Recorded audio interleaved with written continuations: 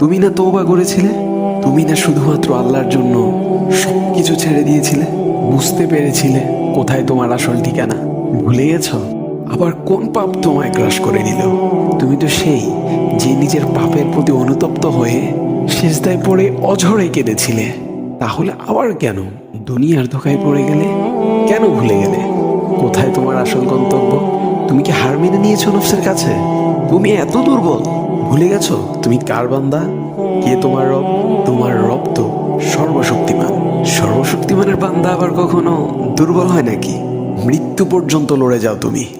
শয়তানকে দেখিয়ে দাও তোমার ইমানের পাওয়ার। শয়তানের ধোকায় পড়ে অনেক পাপ করে ফেলেছো, তাই নিরাশ হয়ে গেছো তুমি, তাই না? তুমি কি জানো না তোমার রব কতটা মহান? তিনি তো তোমাকে ক্ষমা করার জন্য অপেক্ষা করছেন। তাই ফিরে আসো সেই রবের দুয়ারে, যার দুয়ার কখনো বন্ধ হয় না।